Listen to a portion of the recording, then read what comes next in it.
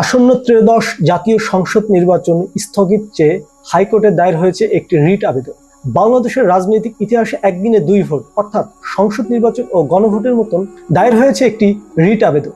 বাংলাদেশের রাজনৈতিক ইতিহাসে একদিনে দুই ভোট অর্থাৎ সংসদ নির্বাচন ও গণভোটের মতন গুরুত্বপূর্ণ প্রক্রিয়া শুরু হওয়ার ঠিক আগে এই রিট নতুন করে আইনি জটিলতা সৃষ্টি করবে।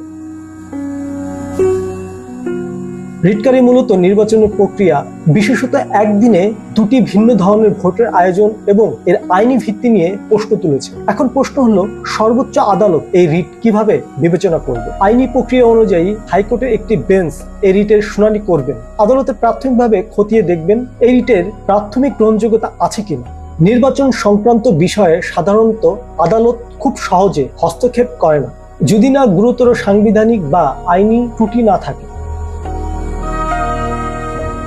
এখানে দুটি প্রধান দিক ঘটতে পারে। প্রথমত, আদালত রিটটি সরাসরি খারিজ করে দিতে পারে। দ্বিতীয়ত, আদালত যদি মনে করে রিটটি উত্থাপিত প্রশ্নে যৌক্তিকতা আছে, তবে তারা নির্বাচন কমিশন এবং সংশ্লিষ্টদের প্রতি রুল জারি করতে পারে।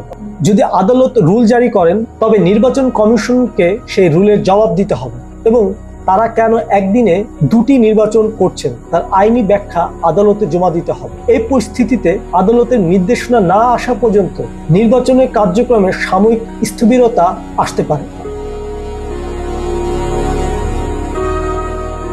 বিশেষ করে গণভোটের জন্য এখনো আইন প্রণয় প্রক্রিয়াধীন। রিটে এই আইনি অসম্পূর্ণতা তুলে ধরা হলে আদালতের নির্দেশনায় নির্বাচন কমিশনের জন্য একটি বড় চ্যালেঞ্জ তৈরি করতে পারে।